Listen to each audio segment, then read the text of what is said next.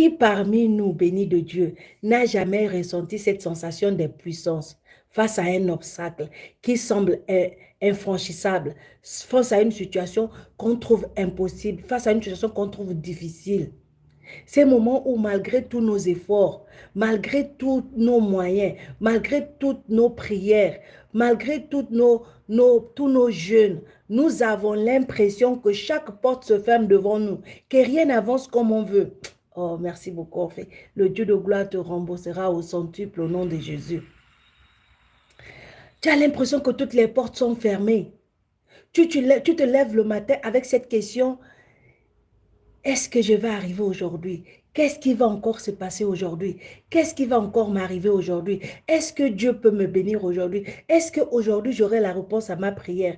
Est-ce que les choses vont se passer en ma faveur aujourd'hui? Pourquoi? Parce que tu t'es dit que peut-être que la porte n'est pas ouverte pour moi. Peut-être que tout est fermé pour moi. Peut-être même que je suis maudit. Parce que le plus souvent, c'est ça qui vient en premier. Je suis maudit. Peut-être es-tu aujourd'hui dans cette vallée d'incertitude? Peut-être as-tu l'impression que tes rêves s'éloignent, que tes prières restent sans réponse, que tes pas sont bloqués par des murs invisibles, mais des murs bien réels.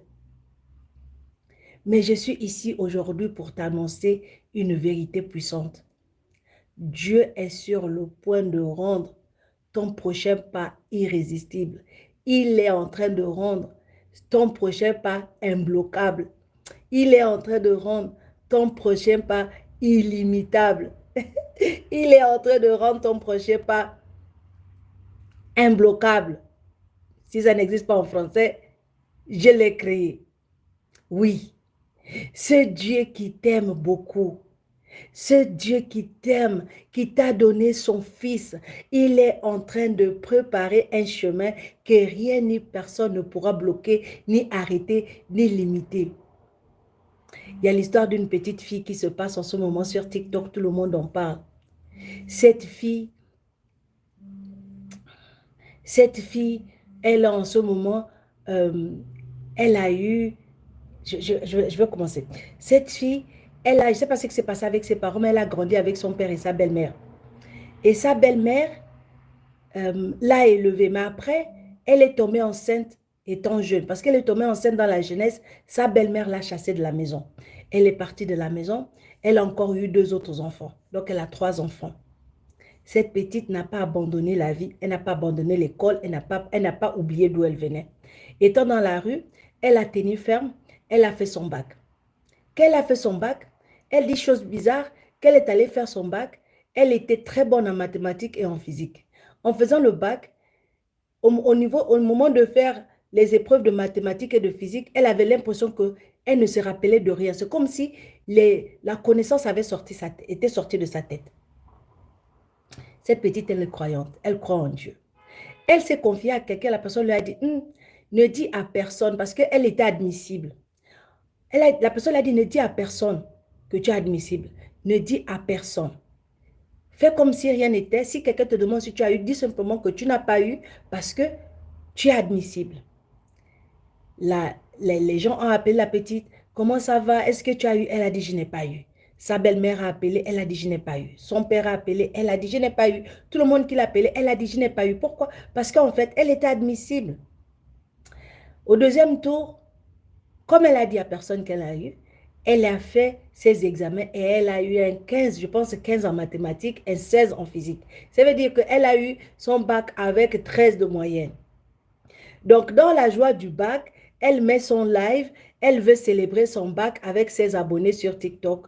Voilà comment sa belle-mère arrive pour dire que ce bac-là, tu ne l'auras pas. Tu ne l'auras pas parce que je sais où je suis partie. Ne sachant pas que la petite est en train de célébrer son bac. Après, la petite dit, mais c'est trop tard, j'ai déjà eu le bac, je suis en train de célébrer. Elle dit, oui, mais il faut préparer une valise là où tu allais cacher, là où tu allais garder ce bac-là, parce que ce bac-là ne te servira à rien. Est-ce que vous voyez la méchanceté du cœur de l'homme? Au lieu de féliciter cette fille qui n'a pas abandonné sa vie, qui n'a pas laissé une épreuve d'enfance bloquer, limiter sa vie. Shalom Aurore. C'est une surprise, je t'assure. Elle n'a pas laissé une erreur d'enfance limiter et bloquer sa vie. Beaucoup de filles auraient abandonné. Avec 3 enfants, à son âge, elle serait dit, bon, ma vie est finie, ça ne me servirait plus à rien. Mais cette petite, elle a tenu fort. Là, je suis en train de parler, elle est en train de créer. Elle a construit une maison. Elle est en train d'ouvrir un restaurant. Quand Dieu décide de faire ton palabre, même ton ennemi devient un sujet de moquerie pour toi. Parce que cette dame ne savait pas que cette fille avait Dieu avec elle. Bonjour Eliam. Shalom Marie. Elle ne savait pas que Dieu était avec cette petite. Elle ne savait pas le plan de Dieu pour cette fille-là. Elle ne savait pas ce que Dieu avait mis sur la tête de cet enfant. Quand Dieu dit que ton temps est arrivé, rien ni personne ne peut te bloquer. Rien ni personne ne peut te retarder. Rien ni personne ne peut empêcher ton jour de gloire d'arriver. Pas possible. Shalom Catherine. Donc, c'est un bel exemple pour vous introduire le sujet que j'ai envie de parler avec vous aujourd'hui. Ce que je veux que tu retiennes et que tu saches franchement au fond de ton cœur, c'est que Dieu a toujours un plan. C'est la première chose que tu dois savoir aujourd'hui, c'est que Dieu a toujours un plan. Peu importe la profondeur du trou dans lequel tu te trouves, peu importe la situation, peu importe comment tu te ressens dans la situation, peu importe ce que tu vis, ce que tu traverses, n'oublie jamais que Dieu a toujours un plan. C'est la première chose que tu dois retenir.